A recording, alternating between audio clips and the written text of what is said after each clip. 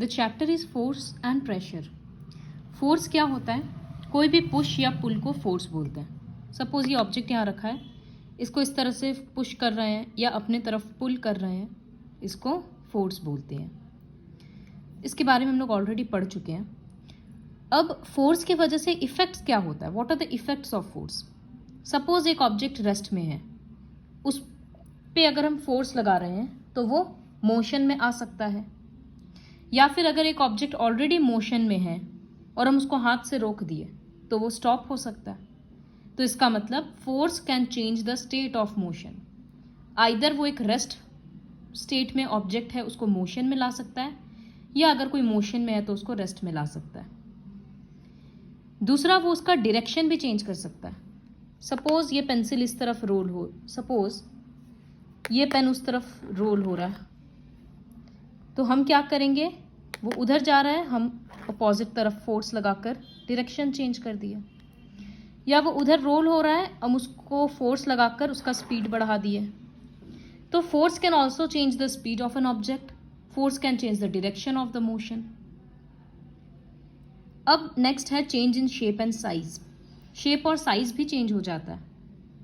कैसे? जैसे डो होता है, रोटी चपाती का डो मतलब आटा होता है, जो उसको नीड करते हैं, वो जो गूंथना होता है ना, पानी डालकर उसको पूरा मिक्स किया जाता है, that is called kneading the dough.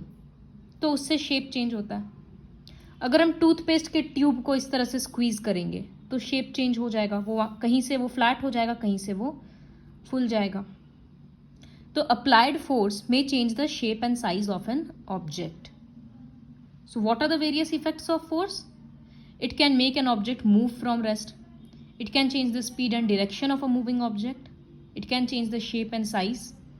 Or it can cause more than these effects at the same time. जैसे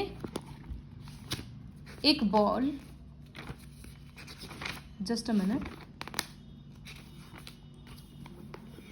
जैसे एक बॉल इस डायरेक्शन में जा रहा है, बैट्समैन हिट कर दिया बॉल को, अब वो बॉल इस डायरेक्शन में आ गया, तो यहाँ बॉल का स्पीड भी चेंज हो गया, डायरेक्शन भी चेंज हो गया।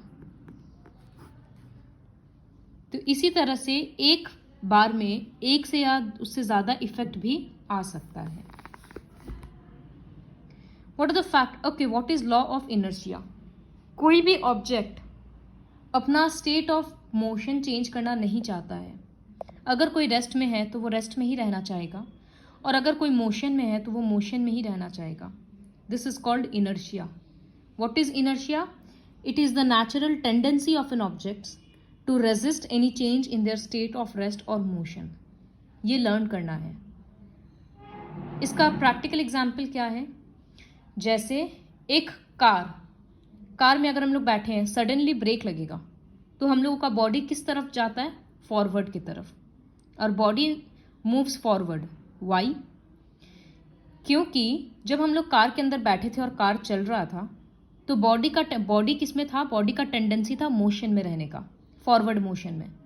अब जब अचानक से गाड़ी रुक गया तो जो लोअर पोर्शन है सीट में जहां हम लोग बैठे हैं, वो बॉडी रेस्ट में आ गया, हम लोगों का लेग्स एंड ऑल। बट जो अपर बॉडी है उसका टेंडेंसी था फॉरवर्ड मोशन का, तो वो आगे बढ़ गया। इसीलिए सीट बेल्ट दिया जाता है। एक और एग्जाम्पल है, अगर हम लोग बस में खड़े हैं और बस अचानक से रेस्ट से चलना शुरू हो जाएगा तो हम लोग पीछे की तरफ गिर जाएंगे। क्यों? क्योंकि जब बस रेस्ट में था तो पूरा बॉडी रेस्ट में था। अब जब बस मोशन में आ गया तो हम लोगों का लेग का जो पूरा पोर्शन है वो बस के फ्लोर के कांटेक्ट में है, वो तो मोशन में आ जाएगा, लेकिन जो अपर बॉडी है उसका टेंडेंसी था रेस्ट में रहने का, तो इसीलिए वो पीछे की तरफ चला जाएगा। ये सारा प्रैक्टिकल एप्लीकेशन है इनर्शिया का। Now what are the factors associated with force?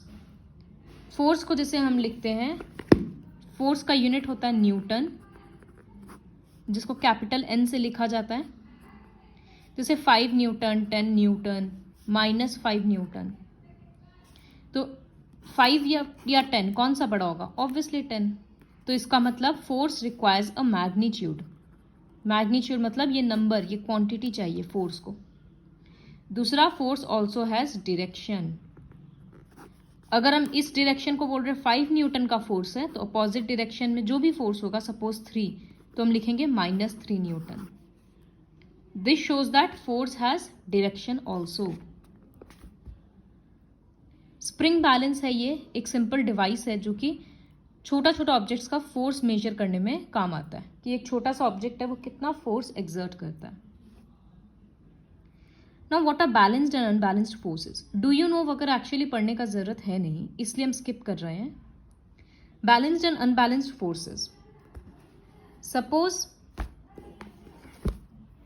ये एक बॉक्स है, इसमें यहां से भी 10 न्यूटन का फोर्स लग रहा है और यहां से भी, तो ये दोनों फोर्स अपोजिट है, इक्वल इन मैग्नीट्यूड है, तो रिजल्टेंट फोर्स या नेट फोर्स क्या होगा, दोनों अपोजिट डायरेक्शन में ना, तो 10 - 10 0 न्यूटन हो जाएगा. Such types of forces are called balanced forces. So what are balanced forces? When the sum of all the forces acting on an object is 0, then the forces are called balanced forces. Effect क्या होता है balanced force का? No change in motion. अगर ये object rest में है और दोनों तरफ से धक्का दे रहे हैं, तो ये रेस्ट में ही रहेगा, क्योंकि दोनों फोर्स तो एक दूसरे को कैंसिल कर दे रहा है. और सपोज ये कोई ऑब्जेक्ट है जो 5 मीटर पर सेकेंड के स्पीड से सामने जा रहा है, तो अगर दोनों तरफ से फोर्स देंगे तो मोशन में कोई चेंज नहीं आएगा, वो बाद में भी 5 मीटर पर सेकेंड के स्पीड से ही आगे बढ़ता जाएगा. So balanced forces does not change the motion of the object. If it is in rest, then it will continue to stay in rest, but it can change the shape and size of the object. Suppose ये एक paper है, हम इधर इस finger से और इस finger से फोर्स दे रहे हैं, बैलेंस्ड फोर्स दोनों तरफ से इक्वल है, तो मोशन में तो नहीं आ रहा, लेकिन इस पेपर का शेप साइज तो चेंज हो गया ना. तो इसी वजह से balanced forces can change the shape and size of an object. ये याद रखना है. What is unbalanced force? नाम से ही समझ में आ रहा है,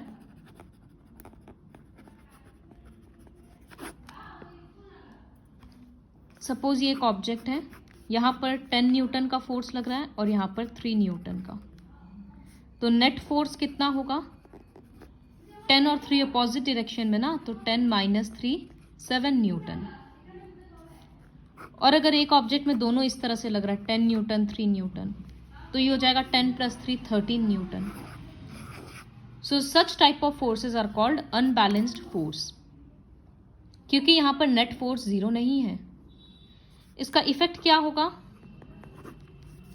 सपोज ये एक ऑब्जेक्ट है रेस्ट में, अब हम इसको फोर्स देकर मोशन में ला दिए, या फिर अगर ये मोशन में है हम इसको रोक दिए, रेस्ट में ला दिए, क्योंकि अनबैलेंस्ड फोर्स है ना, तो फोर्स 0 नहीं है, तो वो कुछ काम कर रहा है, या हम उसका स्पीड डिक्रीज कर सकते हैं या इंक्रीज कर सकते हैं.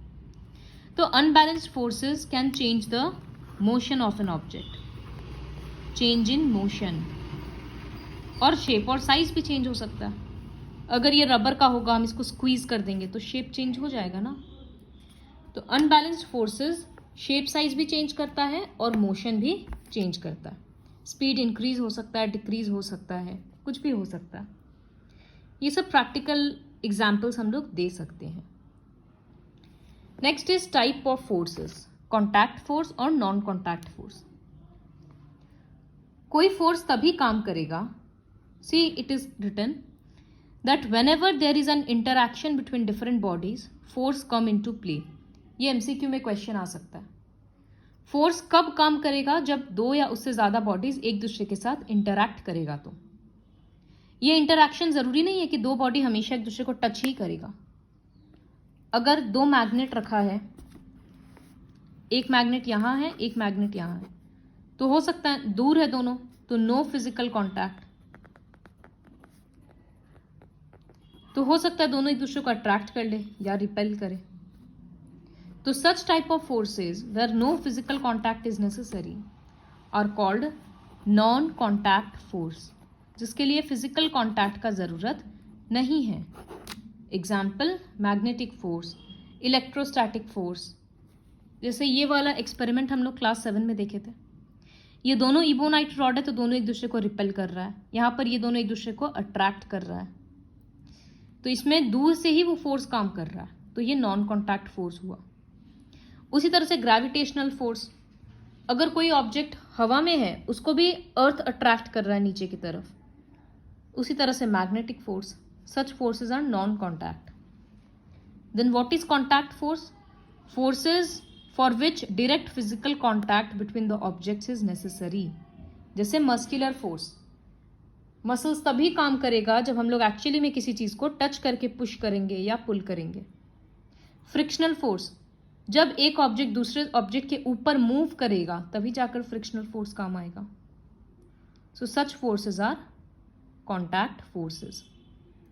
एग्जाम में बस कॉन्टैक्ट नॉन कॉन्टैक्ट का डिफरेंस लिखने आएगा और एग्जाम्पल्स लिखने के लिए आएगा। So this is all about force. हम लोग देखें कि फोर्स क्या होता है, फोर्स का इफेक्ट्स क्या होता है, फिर बैलेंस्ड और अनबैलेंस्ड फोर्स देखें, और कॉन्टैक्ट और नॉन कॉन्टैक्ट फोर्स। अब है pressure. So what is pressure? अगर किसी ऑब्जेक्ट की, सपोज ये एक एरिया है, इसके ऊपर अगर हम प्रेशर फोर्स लगाते हैं 90 डिग्री के एंगल पे, तो force applied at 90 degree is called thrust, और ये एरिया है, तो ये फोर्स लगाने का जो इफेक्ट होगा ना उसी को प्रेशर बोलते हैं। प्रेशर का फॉर्मूला होता है P equals to F/A, force by area. देखो यहां पर लिखा है, जितना ज्यादा फोर्स देंगे प्रेशर उतना ज्यादा होगा। When we apply a force in perpendicular direction to a given surface area, we call it thrust. और प्रेशर का डेफिनेशन है थ्रस्ट बाय एरिया। प्रेशर का ऐसा यूनिट होता है पास्कल, जैसे फोर्स का यूनिट है न्यूटन, प्रेशर का है पास्कल, जिसको लिखते हैं PA। तो यहां पर हो गया P इक्वल्स टू F/A। ये तो समझ में आ गया कि जितना फोर्स रहेगा उतना प्रेशर रहेगा। तो एरिया के साथ क्या रिलेशन है? Pressure is inversely proportional to area, मतलब more area equals to less pressure. Area जितना बढ़ जाएगा प्रेशर कम हो जाएगा, और अगर एरिया कम हो जाएगा तो प्रेशर बढ़ जाएगा। ये बहुत इंपॉर्टेंट है और बहुत इजी है। इंपॉर्टेंट क्यों है? क्योंकि इसका प्रैक्टिकल एप्लीकेशंस बहुत है। क्या है? जैसे बिल्डिंग्स, जो बहुत हाई राइज बिल्डिंग्स होता है उसका फाउंडेशन बहुत ब्रॉड होता है, मतलब बेस बहुत ब्रॉड होता है। क्यों? क्योंकि एरिया जब ज़्यादा रहेगा तो वो प्रेशर कम एक्सर्ट करेगा ज़मीन के ऊपर, तो वो बिल्डिंग अंदर नहीं घुसेगा या स्टेबल रहेगा बोल सकते हैं। स्कूल बैग्स जो होता है उसका शोल्डर का स्ट्रैप्स ब्रॉड होता है, क्योंकि एरिया बढ़ जाता है तो प्रेशर कम हो जाता है, तो फिर शोल्डर में दर्द नहीं होता है।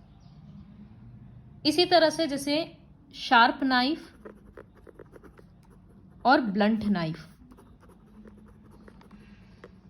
तो नाइफ अगर शार्प है तो एरिया क्या होगा? लेस, तो वो ज़्यादा प्रेशर लगाएगा, तो फ्रूट्स और वेजिटेबल्स ज़्यादा जल्दी जल्दी कटेगा क्योंकि ज़्यादा प्रेशर लग रहा है। और अगर नाइफ ब्लंट हो जाता है यूज़ करते करते, वो तो थोड़ा सा मोटा हो जाता है, मतलब एरिया बढ़ गया, तो अब वो कम प्रेशर लगा पा रहा है।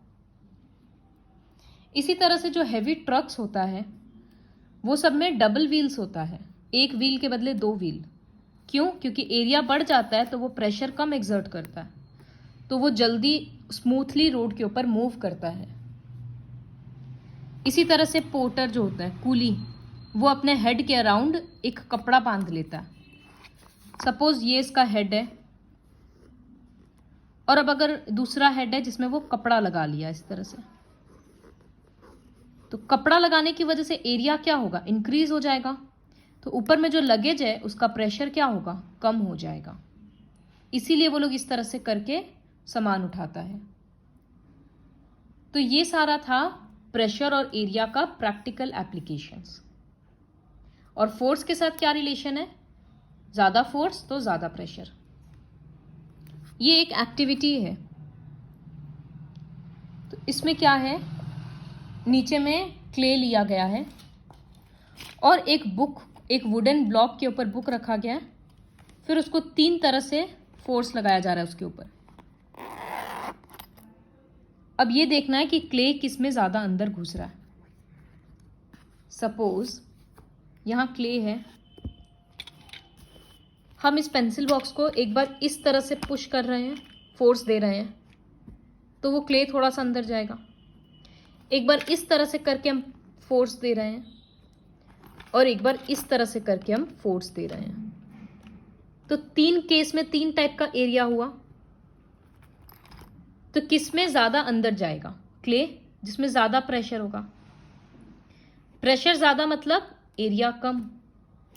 तो सबसे कम एरिया इस केस में था। इसका मतलब इस केस में क्ले सबसे अंदर घुस जाएगा। और सबसे ज़्यादा एरिया इस केस में था, तो इसका मतलब इसमें प्रेशर सबसे कम लगेगा। यही वो एक्टिविटी दिखा रहा है कि इस तरह से हम जब ये ब्लॉक निकाल के देखेंगे तो दिखेगा कि इसमें सबसे कम गड्ढा हुआ है। इसका मतलब एरिया ज़्यादा तो प्रेशर कम। ये जो हम बोले high rise buildings and dams have wide base, बस और ट्रक्स का डबल व्हील्स होता है, ये सारा है। तो ये जो हम लोग प्रेशर पढ़े ये ड्यू टू सॉलिड ऑब्जेक्ट्स था। अब लिक्विड और गैसेस भी प्रेशर एक्सर्ट करता है, उस प्रेशर को बोलते हैं लिक्विड प्रेशर।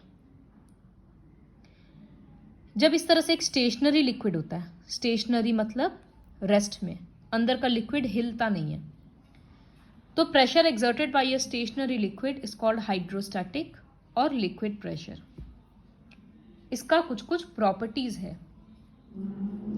क्या प्रॉपर्टीज हैं? जैसे अभी हम लोग सॉलिड प्रेशर के टाइम पे क्या देखे कि एरिया बढ़ जा रहा है तो प्रेशर कम हो जा रहा है, लेकिन लिक्विड के केस में ऐसा नहीं होता है। सपोज ये 3 कंटेनर है,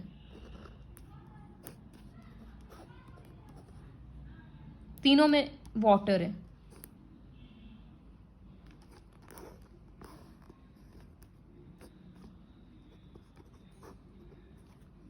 यहां पर हम A लिख रहे हैं, B लिख रहे हैं, C लिख रहे हैं।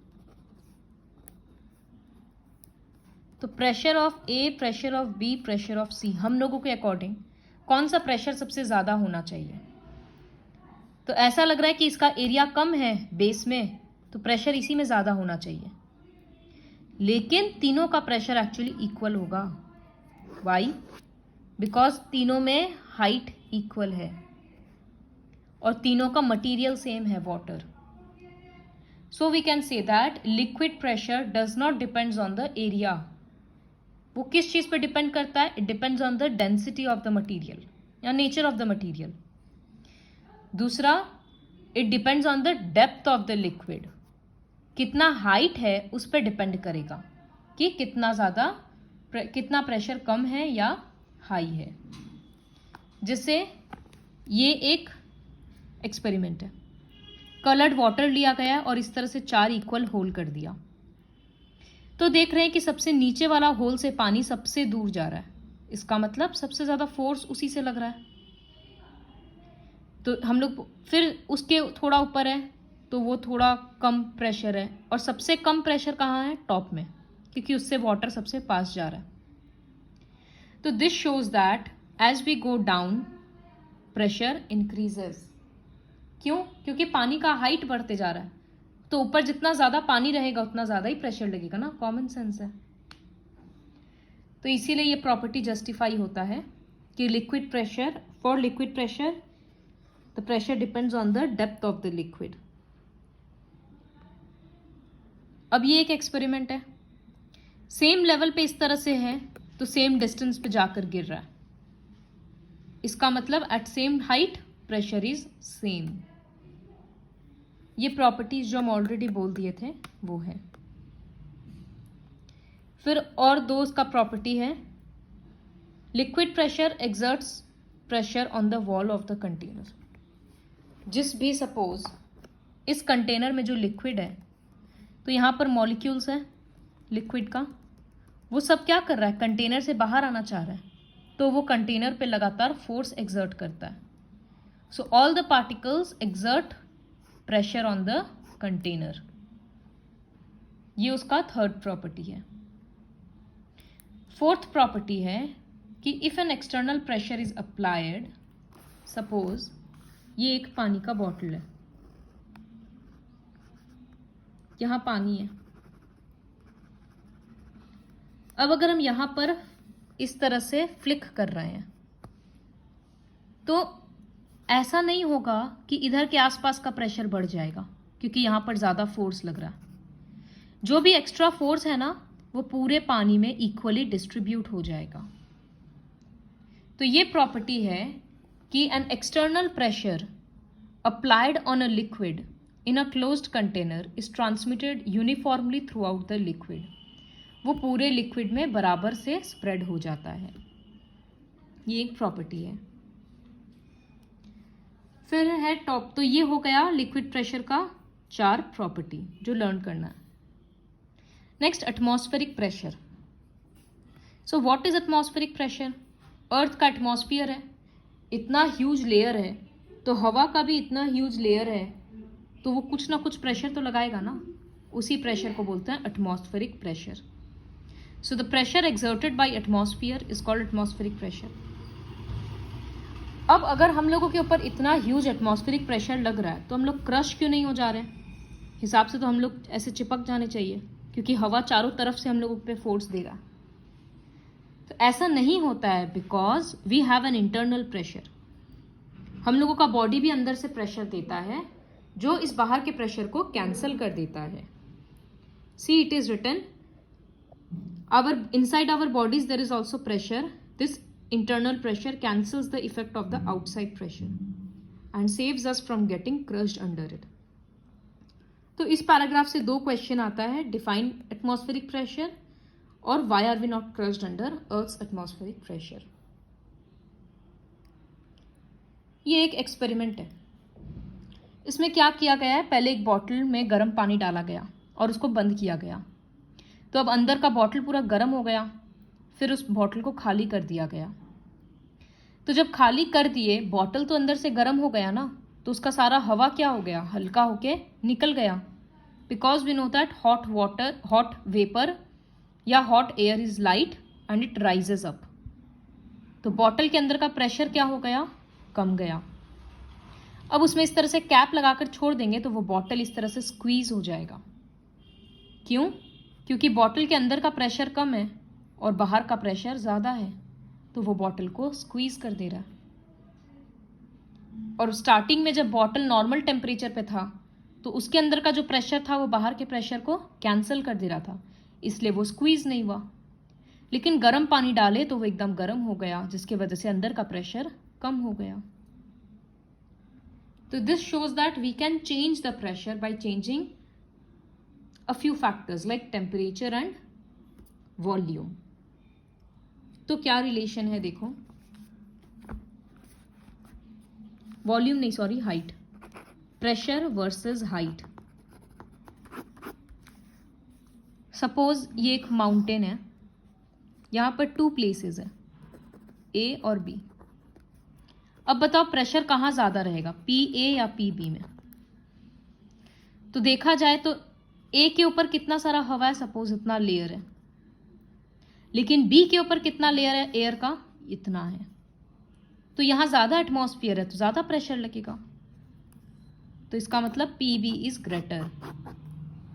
तो इससे क्या समझ में आ रहा है कि जैसे हम लोग ऊपर जाते हैं pressure decreases, as we go higher या as the altitude increases pressure decreases. Why, क्यों कम हुआ? वो तो समझ ही आ रहा है ना यहां से कि height of the air column above us decreases. इसका बहुत सारा प्रैक्टिकल फिनोमिनन है, जैसे माउंटेन्स में नोज ब्लीडिंग होता है बहुत लोगों को, क्यों? क्योंकि बॉडी के अंदर का जो ब्लड वेसल्स है उसका प्रेशर बहुत बढ़ गया है, क्योंकि बाहर का प्रेशर कम हो गया है, तो वो बर्स्ट होकर नोज से ब्लीडिंग होने लगता है। या माउंटेनियर्स अपने साथ ऑक्सीजन सिलेंडर कैरी करते हैं, क्योंकि ऊपर में प्रेशर बहुत कम हो जा रहा है। एयरक्राफ्ट्स में प्रेशराइज्ड कैबिन्स होता है, क्योंकि जब फ्लाइट बहुत हाई ऑल्टीट्यूड में होता है तो उसका प्रेशर कम हो गया तो पैसेंजर्स को प्रॉब्लम होगा, इसीलिए एक इंटरनल प्रेशर मेंटेन किया जाता है मशीन्स के थ्रू। So this is the relation of pressure with respect to height और ऑल्टीट्यूड। रीजन लर्न करना है कि ऊपर जाने से क्यों डिक्रीज होता है और उसके बेसिस का प्रैक्टिकल यूजेस। अब टेम्परेचर के बेसिस पे क्या होता है, जैसे हम लोग पढ़े थे कि टेम्परेचर बढ़ जाता है तो वहां का हवा गर्म होके ऊपर चला जाता है, तो इसका मतलब हम लोगों के अकॉर्डिंग टेम्परेचर इंक्रीज हो रहा है तो प्रेशर डिक्रीज हो रहा है। ये हम लोग लैंड ब्रीज सी ब्रीज में पढ़े थे ना कि दिन में जहां टेम्परेचर गर्म हाई है वहां का जमीन गर्म हो जा रहा है तो हवा गर्म होके ऊपर चला जा रहा है और सराउंडिंग एरिया से कूल ब्रीज उसका प्लेस ले रहा है। लेकिन अगर हवा को एस्केप होने नहीं मिलेगा तो क्या होगा? सपोज एक बॉक्स है, इसके अंदर एयर है, अब हम इसको हीट करके इसका टेम्परेचर इंक्रीज कर दे रहे हैं तो प्रेशर क्या होगा? तो एज टेम्परेचर इंक्रीजेज इसका जो पार्टिकल्स है उसको ज़्यादा एनर्जी मिलेगा, हीट एनर्जी, तो वो ज़्यादा रैंडमली और मूव करने लगेगा, वो ज़्यादा स्ट्राइक करेगा, कंटेनर के अंदर टकराते जाएगा, तो इसका मतलब प्रेशर भी इंक्रीज हो जाएगा। तो as temperature increases pressure increases, लेकिन ये कब होता है? व्हेन वॉल्यूम इज कांस्टेंट, जब वो लिक्विड को या एयर को एस्केप होने का मौका नहीं मिलता है, तो व्हेन वॉल्यूम इज कांस्टेंट। तो जब क्वेश्चन आएगा कि how does pressure varies with temperature, तो आंसर लिखना होगा at constant volume pressure increases with increase in temperature. ये मेंशन करना जरूरी है कि वॉल्यूम कांस्टेंट है, क्योंकि हम लोग लैंड ब्रीज सी ब्रीज या बॉटल के केस में देखें कि जब उस चीज को निकलने का मौका मिल रहा है तो गर्म चीज हल्का होकर निकल जाता है, लेकिन अगर नहीं निकलने का मौका मिलेगा तब वो ज्यादा स्ट्राइक करने लगेगा तो प्रेशर इंक्रीज हो जाएगा। इसलिए डेफिनेशन में कांस्टेंट वॉल्यूम वर्ड यूज करना जरूरी है। तो ये हो गया पूरा एटमॉस्फेरिक प्रेशर के बारे में। अब एटमॉस्फेरिक प्रेशर का कुछ कुछ यूजेस है, जैसे एक स्ट्रॉ से पानी किस तरह से पी सकते हैं। सपोज ये लिक्विड है, अंदर में स्ट्रॉ है, तो जब हम लोग सक करते हैं अंदर का हवा क्या होता है? पूरा निकल जाता है, मतलब प्रेशर क्या हो गया? लो। तो सराउंडिंग रीजन से जो वाटर है या जो भी लिक्विड है वो अंदर घुस जाएगा, क्योंकि प्रेशर को बैलेंस करना है। तो इसी वजह से एक स्ट्रॉ काम करता है। When we suck the pressure inside the straw decreases and thus the liquid goes inside the straw to balance the pressure. Injection का सिरिंज भी इसी तरह से काम करता है। जब वो पिस्टन को पुल करते हैं तो ऊपर में वैक्यूम क्रिएट होने लगता है, मतलब प्रेशर कम होने लगता है, तो लिक्विड अंदर घुस जाता है ताकि उस प्रेशर को बैलेंस कर पाए। ये जो रबर सकर्स होता है इस तरह का, ये भी इसी तरह से काम करता है। कैसे काम करता है? सपोज ये वॉल है और ये एक सकर ट्यूब है, तो ये अंदर का हवा सारा सक करके निकाल दिया, मतलब यहाँ प्रेशर क्या हो गया? लो। तो अब हाई प्रेशर सराउंडिंग से उस पर दिया जा रहा है, सराउंडिंग उस पर हाई प्रेशर एक्सर्ट कर रहा है, जिसके वजह से वो दीवार में चिपका हुआ रह जाता है। जैसे वो बच्चा लोग का गेम में होता है ना, बो एंड एरो में, सामने में एक रबर जैसा पोर्शन होता है, शूट करने से वो दीवार पे जाके चिपक जाता है, वो इसी वजह से होता है, क्योंकि इसमें वो सामने में सक्शन पैड होता है जो हवा को खींच लेता है, जिसकी वजह से अंदर का प्रेशर लो हो गया तो बाहर का हाई प्रेशर उसको दीवार से स्टक करके रखता है। This is about the application of atmospheric pressure. और ये कंसेप्ट मैप है, मतलब ये ओवरऑल जो भी चीज़ बताए उसी को समराइज किया हुआ है। Watch the video and then read the chapter.